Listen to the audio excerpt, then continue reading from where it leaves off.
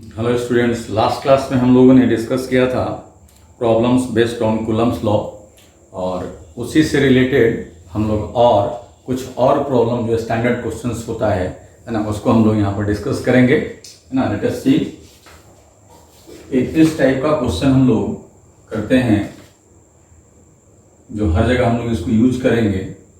Suppose you are having two charged particles.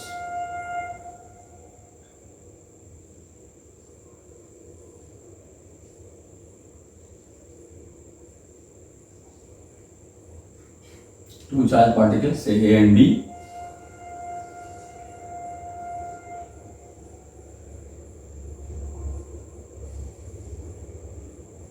And these two charged particles are fixed. And a third charged particle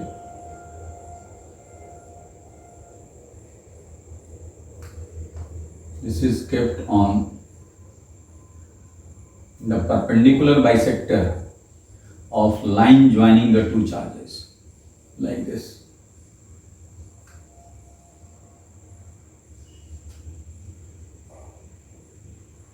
Suppose this distance is L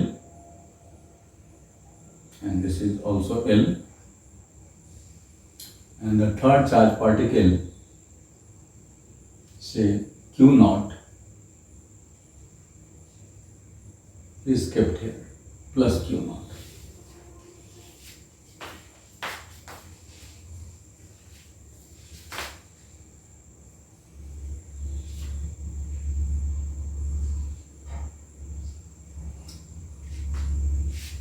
This is plus Q, identical and equal charge, and these two charge particles are kept fixed, and this charge particle is kept on this perpendicular bisector of line joining A and B, and you have to find force on this charge particle. This is a general question. So many questions are asked. तो हम लोग यहाँ देखें बेटा, अगर हम लोग इस पर फोर्स की बात करते हैं,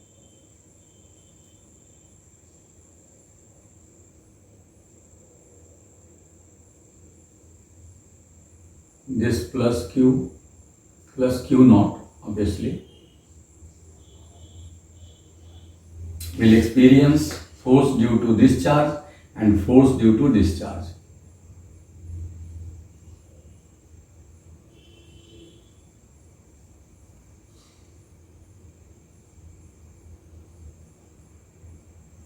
Okay. This is force on Q naught, say F1, and this is F2. Magnitude of both the forces will be same.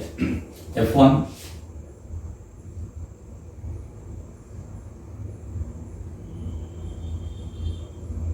say F. Why? Because charges are same and distance is also same. This is L, this is R, this will be R square plus L square. Similarly, this is also R square plus L square. And you can write F. F1 is equal to F2, mod of F1 is equal to mod of F2. F, this will be K Q naught by this square, means R square plus L square whole square. F is equal to K Q naught by R square plus L square. This is F. Now we have to find resultant force on this, resultant of F1 and F2. In simple way, you can find it. Suppose this angle is theta, this will be also theta, Therefore, we can resolve F1 in this direction, F1 cos theta and F2 cos theta, F2 cos theta, and in this direction F1 sin theta, and here also F2 sin theta. And as F1 is equal to F2, these two components will cancel each other and net force will be directed along this perpendicular bisector. Then from symmetry of the figure,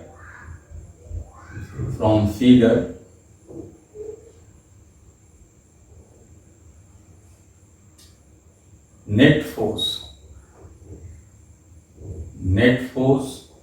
on Q naught, this will be equal to F net 2F cos theta, because as F1 is equal to F2.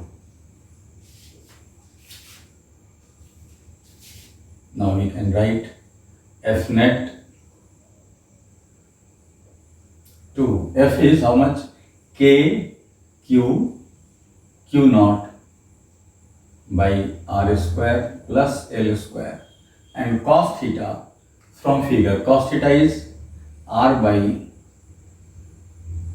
R square plus L square, and finally you can find F net 2K Q naught R and R square plus L square to the power 3 by 2. This is net force on Q naught. आप यहां से देख सकते हो R is here. If R is equal to 0, F net will be 0. If you put this charge at this point, at the middle point of AB, you will get net force 0. And if you increase R, it will also change, but will not be 0. And if you make R infinitely large, then F net will be 0. तो हम लोग यहाँ पर देख रहे हैं क्या कि अगर R हम लोग 0 पुट करते हैं, है ना, for R is equal to 0, F net 0, and for R tends to infinity, है ना, F tends to 0.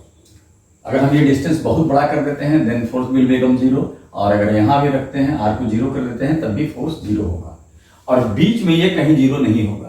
तो फोर्स का ट्रेंड क्या होना चाहिए? अगर हम लोग इसका ग्राफ प्लॉट करें, इस फोर्स का हम लोग ग्राफ प्लॉट करें, है ना, विथ R, है ना, तो यहाँ पर 0, it will first increase and at some point it will be maximum and then it will go on decreasing and finally it will be 0, है ना.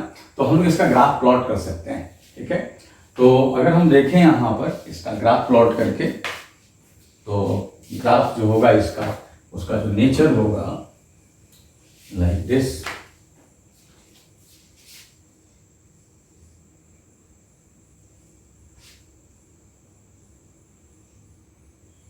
F net, just a minute.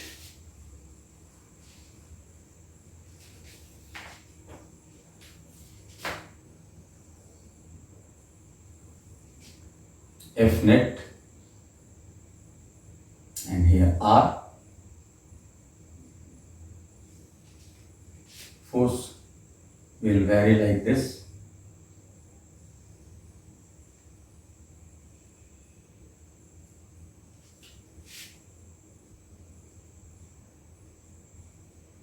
आप इधर भी ले सकते हो नेगेटिव, है ना. ओके, तो आप ऐसा ही बना सकते हो.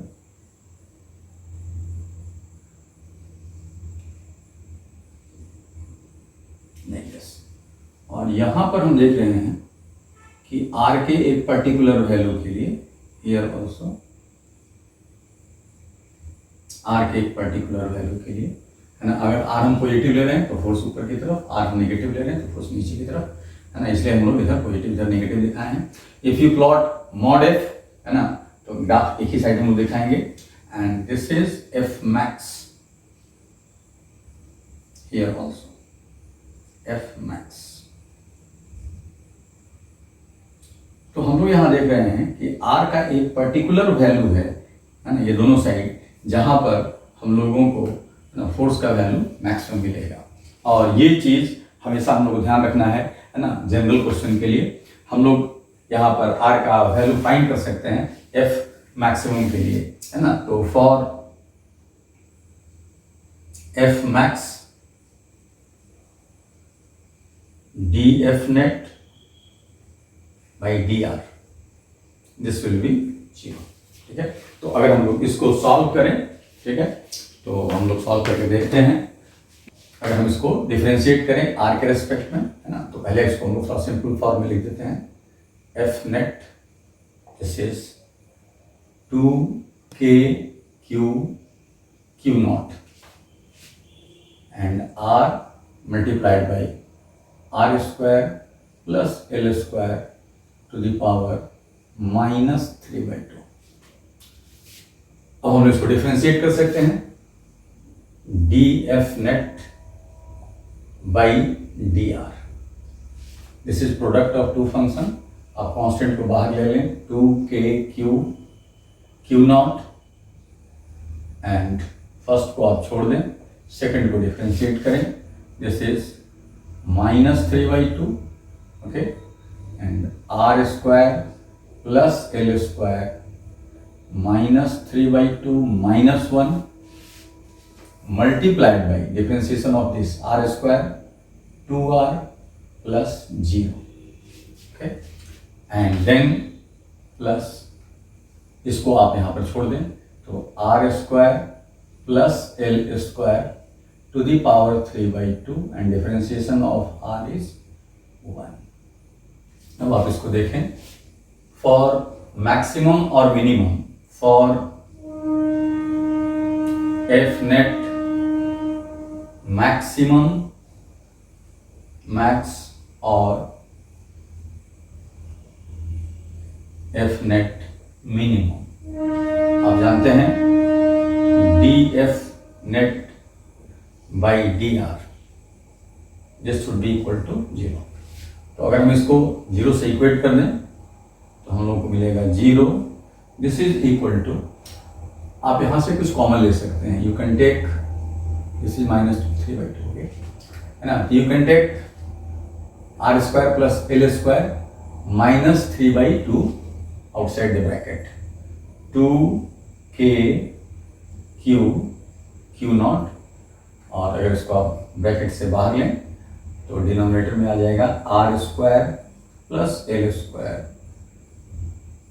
3/2, ओके। और यहाँ हमारा, यहाँ हम लोग को मिलेगा, ये देखिए 2 आप काट सकते हैं यहाँ से, है ना। तो यहाँ से हम लोग को मिल रहा है R square -3r square, from here 3r square and r square plus l square -1 power will be left, then r square plus l square and here +1. Now we are having two terms. For this to be 0, r should be infinity, है ना, but for r is equal to infinity, we have calculated that f net will be 0. This is not our required result, है ना। Therefore -3r square by r square plus l square, this should be equal to, है ना, this term should be equal to 0। तो हम लोग यहाँ पर लिख सकते हैं either 2k q naught by r square plus l square to the power 3/2 is equal to 0. This implies r is equal to infinite, है ना, not accepted। accepted. Why? Because for r is equal to infinity, है ना, you can write because for r is equal to infinity, r is equal to infinity, f net is 0. We have to find condition for f max. Or second option is minus 3r square by r square plus l square plus 1 is equal to 0, and this gives minus 3r square plus l square. This is equal to minus 1, and you will obtain 3r square. This is equal to r square plus l square. And finally you will get 2r square. This is equal to l square, and r is equal to plus minus l by root 2. It means for r is equal to plus minus l by root 2, force will be maximum. तो ये हम लोग का एक general result हो गया, है ना, कि अगर इस तरह का कहीं भी सिस्टम हो, 2 पॉइंट चार्ज ये फिक्स्ड है, और इसके परपेंडिकुलर बाइसेक्टर पर अगर हम लोग कहीं पर कोई चार्ज पार्टिकल रखते हैं तो इस पर फोर्स कितना होगा, तो ये फोर्स आपके दिमाग में रहना चाहिए, खास करके ऑब्जेक्टिव बनाने के लिए, है ना। आप सीधे याद रखेंगे कि यहाँ पर जो फोर्स होगा, अगर ये पॉजिटिव चार्ज है ना, तो अवे, इस मिडिल पॉइंट से अवे, अगर ये नेगेटिव चार्ज है तो टुवर्ड्स। तो यहाँ पर हम लोग फोर्स का एक्सप्रेशन ऐसे याद रखेंगे कि total charge Q and Q 2Q into Q naught R by R square plus L square to the power 3/2, and for F max R is equal to plus minus L by root 2। और ये expression हमारे बहुत काम का expression है, बहुत जगह हम लोग इसका यूज करते हैं, है ना। अभी हम लोग देखे कि ये 2 चार्ज पार्टिकल फिक्स्ड है, और ये जो R डिस्टेंस है ना, ये दोनों का जो सेंटर है यहाँ पर, यानी हम लोग अगर कहें कि ये अगर चार्ज सिस्टम है तो हम लोग कह सकते हैं कि ये सेंटर ऑफ चार्ज है। तो सेंटर ऑफ चार्ज से जो डिस्टेंस है ना, इस चार्ज पार्टिकल का, वो कितना है, R है। तो इसको हम लोग जनरलाइज कर सकते हैं, प्रॉब्लम के लिए। कैसे? Suppose you are having a uniformly charge ring,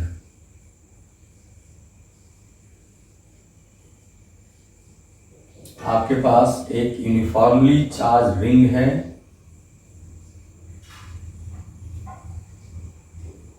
and suppose total charge is Q, and from center,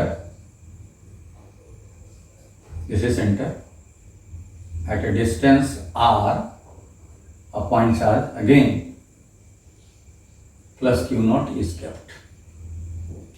तो फिर हम लोग देखें इस रिजल्ट को, देखें ये जो इस सिस्टम का जो सेंटर ऑफ चार्ज है, इससे R डिस्टेंस पर, और ये सेंटर ऑफ चार्ज से ये डिस्टेंस हम लोगों ने यहाँ पर L रखा था। तो यहां पर आप देखें दिस डिस्टेंस, है ना, इज R। तो यू कैन डायरेक्टली राइट, है ना, force on this charge particle will be in this way, जैसे हम वहां कैलकुलेट किए थे, F, and F will be total charge, K total charge is Q, and another charge this is Q not by, and also R here, and also L square plus R square, तो R square plus R square to the power 3/2, and for F max this R, L by root 2, L is R, capital R, R by root 2 plus minus, इधर भी इधर भी। तो ये हम लोग देखें कि रिंग के लिए हम लोग कर दिए। हम लोग और भी कर सकते थे, सपोज कि आपके पास 3 चार्ज सिस्टम है और वहां पर आपको फोर्स निकालना है, तो आप कैसे यूज करोगे? 3 चार्ज सिस्टम है, 4 चार्ज सिस्टम है, 6 चार्ज सिस्टम है, तो हम लोग बहुत आसानी से इसको सोच सकते हैं। जैसे जल्दी से आपके पास इक्विलैटरल ट्रायंगल है और इसके वर्टिसेस पर चार्जेस फिक्स्ड है।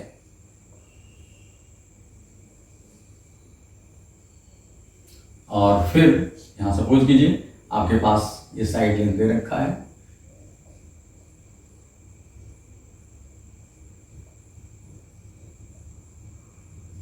और यहां कहता है कि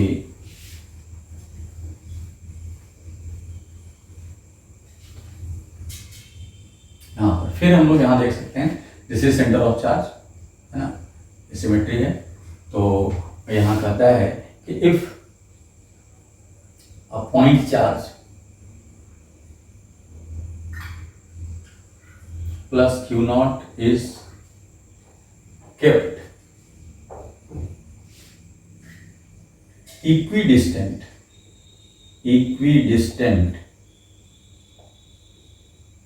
from all charges,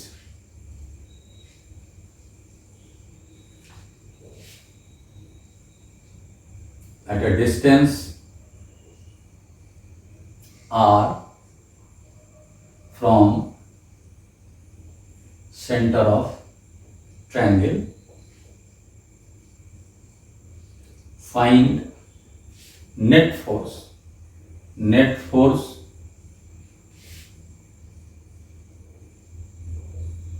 experienced by Q naught, जैसे हम लोग पहले निकाले थे। तो फिर हम लोग देखें हम लोग कैसे डिस्टेंस लेते थे। यहां से डिस्टेंस दे रखा है r, तो हमारे पास क्या होना चाहिए, सेंटर ऑफ चार्ज से चार्जेस का डिस्टेंस, ये हम लोग लिखा करते थे। ये हमारा होता है L, जो एक स्टैंडर्ड जो हम लोग एक्सप्रेशन फाइंड किए। तो हम लोग L फाइंड कर सकते हैं यहाँ पर, है ना। आपके पास ये एंगल पता है 30 डिग्री और दिस इज a/2, तो you can write here cos 30 degree, cos 30 is a/2L, okay. और आप यहाँ से फिर लिख सकते हैं √3/2, this is a/2L and this cancel, L is equal to a/√3। और फिर अब यहाँ पर ये हम लोग को मिल गया, देन F net, अभी हम लोग सीखे थे F net K total charge 3Q into Q naught, and ये डिस्टेंस जहां पर चार्ज रखा है R/r² plus L² to the power 3/2, and put the value of L here. L is a/√3, है ना। Here L is equal to a/√3 and you can find the net force, है ना। For maximum force के लिए हम लोग क्या कर रहे थे, for maximum force, for F max के लिए हम लोग क्या किए थे, है ना। F max के लिए हमारा R का जो वैल्यू था वो L/√2 था प्लस माइनस, तो L का वैल्यू आपके पास है a/√3 और नीचे √2 से डिवाइड करेंगे तो हम लोगों को F max के लिए कंडीशन आ जाएगा। एंड अगर आपको F max फाइंड करना है तो you can directly put this value, है ना। तो इस तरह से हम लोग यहाँ देख रहे हैं क्या कि ये एक जनरल क्वेश्चन हो गया कि अगर कहीं भी हमारा कोई चार्ज सिस्टम है ना। अब यहाँ पर ये सिमेट्री होना चाहिए, है ना। ये इक्विलैटरल ट्रायंगल हो सकता है, 2 चार्ज सिस्टम हो सकता है, स्क्वायर हो सकता है, हेक्सागोन हो सकता है ना, ये रिंग हो सकता है। और सारे केसेस में हम लोग अगर इस प्लेन के परपेंडिकुलर, है ना, मतलब ये सारे चार्ज के लिए सिमेट्रिक इक्वल डिस्टेंस पर अगर किसी भी चार्ज पार्टिकल को हम लोग रखें तो उस पर हम लोग नेट फोर्स निकाल सकते हैं। तो ये हमारे बहुत काम का एक प्रॉब्लम है और जिसका हम लोग जरूरत पड़ता है बहुत जगह, और जल्दी से उसको हम लोग सॉल्व कर लेते हैं। तो ये एक टाइप का प्रॉब्लम था। अब हम लोग देखें इस पर कुछ और बात पूछा जाता है, थ्योरेटिकल क्वेश्चन। थ्योरेटिकल क्वेश्चन ये है कि सपोज कीजिए आपके पास 2 चार्जेस है प्लस क्यू और ये फिक्स्ड है दोनों चार्ज, है ना, both plus Q R fixed. और हम लोग इसके परपेंडिकुलर बाइसेक्टर पर, ओके, है ना, ये डिस्टेंस सपोज कीजिए डी दे दिए, बट हमारा रिजल्ट जो है एल के टर्म में है, L is equal to D by two. यहां पर इस परपेंडिकुलर बाइसेक्टर पर कोई भी एक चार्ज को सपोज कीजिए minus q not, mass same है, इस चार्ज को छोड़ दिया गया है ना, this charge is released.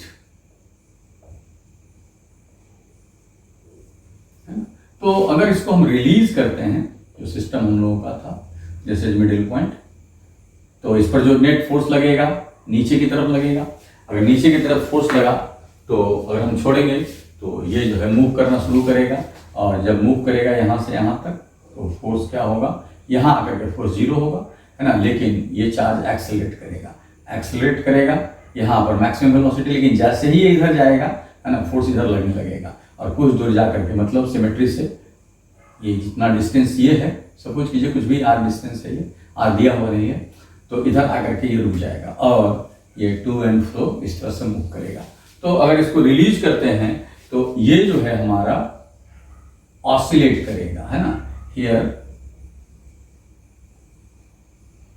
Minus q not will perform oscillatory motion।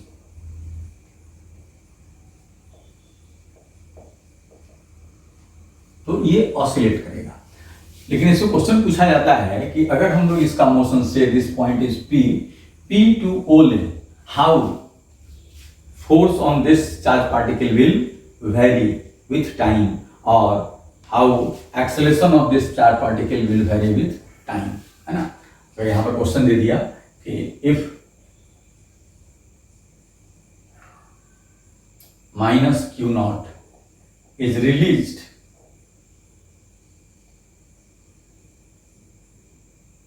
From P,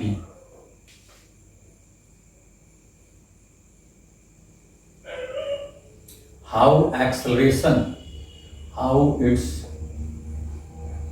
acceleration will vary during its motion from P to O। P से O आना है इसको, इसका मोशन जो होगा P से O तक का, इसमें इसका एक्सेलरेशन कैसे वेरी करेगा। तो हम लोग को ये डिस्टेंस नोन नहीं है।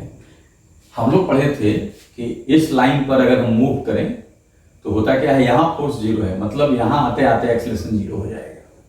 इसके बाद हम लोग बात किए थे कि अगर हम इस मूव कर रहे हैं तो फोर्स कहीं मैक्सिमम होगा, उसके बाद फोर्स घटेगा, लेकिन ये डिस्टेंस r नहीं दे रखा है। अगर ये डिस्टेंस, ये जो डिस्टेंस हमारा है L/√2 से ज्यादा हुआ, या L/√2 से ज्यादा हुआ, पहले हम ये सोचते हैं, तो हम लोगों को पता है कि L/√2 पर, है ना, यहाँ फोर्स मैक्सिमम हो जाता है। तो अगर ये सपोज कीजिए L/√2 ये डिस्टेंस है और इधर से हम लोग पार्टिकल को छोड़ते हैं, या कहिए कि ये L/√2 डिस्टेंस है और पार्टिकल को हम लोग यहाँ से रिलीज करते हैं, तो क्या होगा, यहाँ से यहाँ आएगा, फोर्स मैक्सिमम होगा। इट मीन्स कि यहाँ से यहाँ आएगा, है ना, तो यहाँ फोर्स बढ़ रहा है, मीन्स एक्सेलरेशन बढ़ेगा, और फिर यहाँ से यहाँ एक्सेलरेशन घटेगा। लेकिन अगर ये पार्टिकल यहीं पर रहा, आपको दिया हुआ नहीं है, अगर ये पार्टिकल यहाँ पर रहा, ये डिस्टेंस L/√2 हो या L/√2 से कम हो, तो फोर्स ग्रेजुअली डिक्रीज करते जाएगा। तो दो ऑप्शन यहाँ बनता है ना। फर्स्ट ऑप्शन है कि either acceleration of charge particle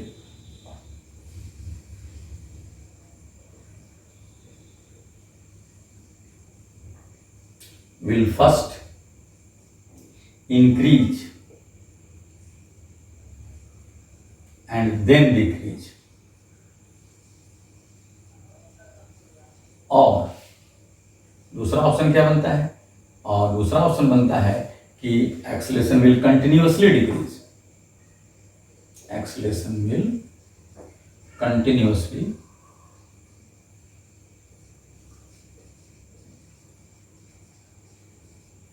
acceleration continuously decrease करेगा। तो इस टाइप का हम लोगों को क्वेश्चन मिल सकता है।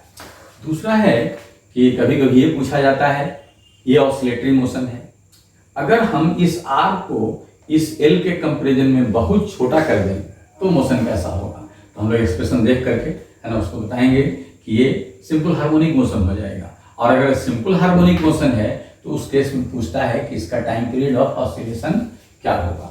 तो हम लोग इसको भी डिस्कस यहाँ पर करते हैं कि अगर हम लोग डिस्टेंस को बहुत छोटा कर दें, कौन सा डिस्टेंस, जो आर हम देख रहे हैं है ना, अगर ये बहुत छोटा हो जाए तो फोर्स कैसा होगा। तो हम लोग यहां देख रहे हैं हियर एफ नेट जो है ना, चार्ज क्यू पर देखें तो 2k Q naught R by R square plus L square to the power 3/2, लेकिन एक नेगेटिव साइन हम दे रहे हैं, इसलिए दे रहे हैं कि फोर्स का डायरेक्शन नीचे की तरफ है ना। तो हम लोग यहाँ पर अगर ऐसा होता कि अगर हम R very much less than L, बहुत कम डिस्टेंस पे इसको रखें है ना, तो उस कंडीशन में क्या होगा, उस कंडीशन में यहाँ देखें R very much less than L, तो हम लोग यहाँ पर R square plus L square is almost equal to, हम लोग क्या लिख सकते हैं, एल स्क्वायर लिख सकते हैं। तो एल स्क्वायर होल पावर 3/2 ये कट जाएगा एल क्यू। ओके, तो एफ नेट हम लोग लिखेंगे यहाँ पर F net minus 2k Q naught, okay, R, और नीचे जो हमारा है आर खत्म हो जाएगा और ये हो गया L Q, and this is constant है ना।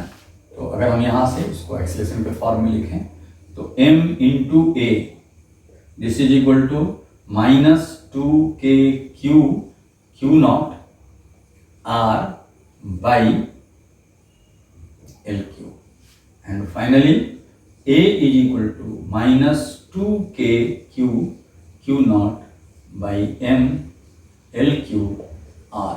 अब यहाँ हम लोग देख रहे हैं a proportional to minus R, ये हमारा सिंपल हार्मोनिक मोशन का इक्वेशन है। तो motion will become simple harmonic है ना if R is very very small, अगर हम बहुत छोटे डिस्टेंस से इसको हम लोग रिलीज करते हैं तो ये सिंपल हार्मोनिक मोशन होगा। And time period of oscillation, time period 2 by omega, this is omega square है ना, 2 by omega, omega is 2k Q naught by m L Q, this is time period, and you can write like this 2 है ना, and m L Q 2k Q not है ना।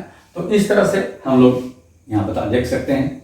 और भी question पूछा जाता है, अगर इस निगेटिवली चार्ज पार्टिकल को यहाँ रख दिया जाए और उसको थोड़ा सा डिस्प्लेस किया जाए तो सेम केस होगा, जैसे ही इसको आप डिस्प्लेस करेंगे तो ये फोर्स उस पर आएगा। डिस्प्लेसमेंट अगर आर है, आर की जगह पर आप एक्स भी लिख सकते हैं है ना, अगर डिस्प्लेसमेंट आर है तो ये फोर्स आएगा और ये फोर्स है ना, फाइनली हम लोग देख रहे हैं कि फाइनली इस फॉर्मेट में आ जाता है और मोशन सिंपल हार्मोनिक होगा।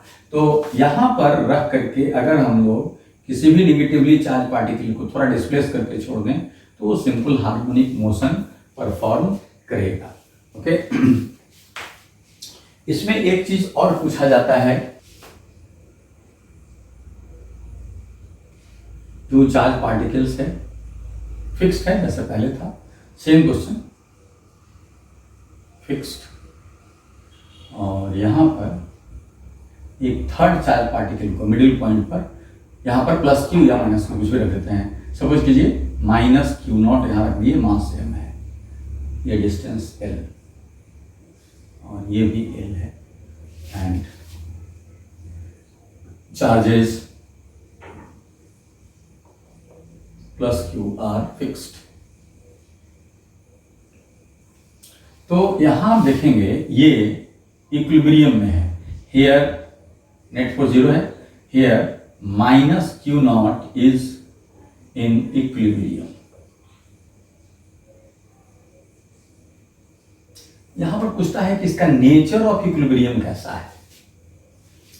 तो नेचर ऑफ इक्विलिब्रियम कैसा है, तो हम लोग सोचते हैं पहले कि अगर यहां से इसको हम लोग डिस्प्लेस करें, है ना, तो क्या स्थिति होने वाला है ना, इस पर स्टोरिंग फोर्स आएगा या किसी दूसरे तरह का फोर्स आ जाएगा। डिस्प्लेस करेंगे तो क्या फिर से ये यहीं पर आने का टेंडेंसी रखेगा या नहीं रखेगा।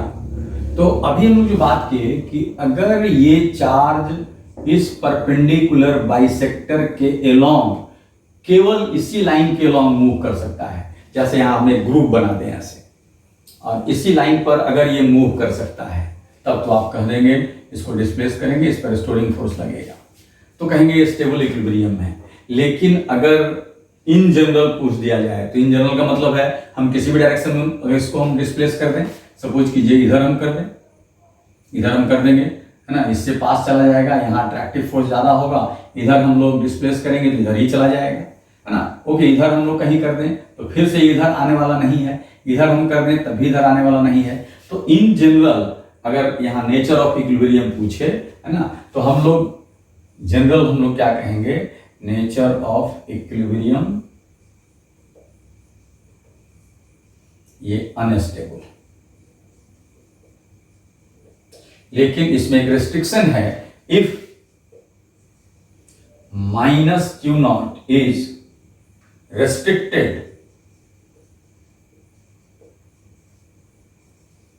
to move along perpendicular bisector of AB, है ना, restricted to move along perpendicular bisector only, then equilibrium will be stable.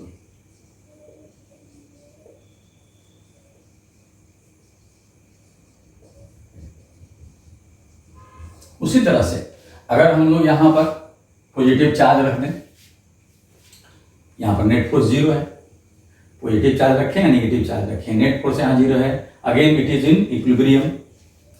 अब हम सोचें अगर ये पॉजिटिव चार्ज है, अगर हम इसको इधर डिस्प्लेस कर देते हैं तो इसके पास रहेगा, है ना, और क्या होगा, इधर से जो रिपल्सिव फोर्स आएगा, है ना, इससे क्या होगा, ज्यादा होगा। तो जैसे इधर हम डिस्प्लेस करेंगे इधर आना चाहेगा, जैसे इधर हम डिस्प्लेस करेंगे इधर आना चाहेगा। तो अगर ये इस लाइन पर मोशन के लिए फ्री है, केवल इस लाइन पर मूव कर सकता है ना, तो ये ऑसिलेट करेगा, है ना, स्टेबल इक्विलिब्रियम होगा, और डिस्प्लेसमेंट बहुत कम है तो क्या होगा, ये सिंपल हार्मोनिक मोशन भी होगा। लेकिन अगर किसी भी दूसरे डायरेक्शन में हम लोग डिस्प्लेस कर दिए, इधर कर दिए, इधर कर दिए कहीं, तो फिर क्या होगा, है ना, ये अनस्टेबल इक्विलिब्रियम हो जाएगा। तो अगर सेंटर पर अगर हम कोई भी चार्ज रखते हैं, इन जनरल अगर पूछा जाए तो अनस्टेबल इक्विलिब्रियम, और अगर रेस्ट्रिक्शन दे दिया नेगेटिव चार्ज के लिए इस लाइन पर मोशन अगर केवल रेस्ट्रिक्टेड है तो ये स्टेबल इक्विलिब्रियम है, और पॉजिटिव चार्ज के लिए इस लाइन पर अगर मोशन रेस्ट्रिक्टेड है ना, तो ये हमारा कैसा है, स्टेबल इक्विलिब्रियम है ना। तो इसमें हम लोगों को ये जो एक क्वेश्चन हम लोग किए, इसमें इस टाइप का, है ना, क्वेश्चन हम लोगों को मिलता है। तो अगर हम लोगों को ये एक स्टैंडर्ड क्वेश्चन किया हुआ है, तो हम लोग फ्यूचर में अगर हम लोगों को एग्जाम में इससे रिलेटेड क्वेश्चन आता है तो बहुत जल्दी हम लोग बना सकते हैं। अगर ऐसे नहीं बनाया हुआ तब भी हम लोग बना सकते हैं, but it will take some time, है ना, मोर टाइम। और हम लोग अगर ये बनाए हुए हैं ऐसे और एक स्टैंडर्ड फॉर्मेट सेट कर दिए हैं, है ना, तो इसको हम लोग बहुत जल्दी सॉल्व कर सकते हैं, है ना, स्पेशली फॉर नीट में अगर इस तरह क्वेश्चन दे दिया हम लोगों को, है ना, 5-6 चार्ज दे दिया, तो अगर नहीं बनाया हुआ तो वहाँ पर कंफ्यूज कर जाएंगे, है ना, ट्रायंगल ही दे दिया तो वहाँ कंफ्यूज कर जाएंगे। लेकिन अगर ये बनाया हुआ है और इस प्रोसेस को हम लोग समझे हुए हैं कि जनरल रिजल्ट हम लोग कैसे निकालते हैं, है ना, तो इस टाइप का क्वेश्चन हम लोगों को आसान हो जाएगा। तो ऐसा एक क्वेश्चन हम लोग एक्सपेक्ट करते हैं कि दिया जा सकता है। क्वेश्चन आसान है ना, लेकिन जल्दी बनाने के लिए ये जो मेथड हम लोगों का है वो बहुत अच्छा है। तो ये एक क्वेश्चन था हम लोगों का कूलम्ब्स लॉ से रिलेटेड। ऐसे बहुत सारा क्वेश्चंस है कूलम्ब्स लॉ से रिलेटेड, तो बाद में हम लोग करेंगे कि आप फील्ड जब हम लोग पढ़ लेंगे तो हम लोग जानते हैं कि फील्ड अगर पता हो तो फोर्स हम लोग Q × E से निकाल सकते हैं। तो हम लोग इसके बाद जो है सबसे पहले हम लोग इलेक्ट्रिक फील्ड हम लोग पहले पढ़ेंगे, फील्ड एंड फील्ड लाइंस। उसके बाद हम लोग फिर और पूरे बहुत तरह तरह का हम लोग क्वेश्चन इसमें हम लोग करेंगे। तो सबसे पहले हम लोग का इसके बाद जो स्टार्ट हम लोग करेंगे वो होगा इलेक्ट्रिक फील्ड।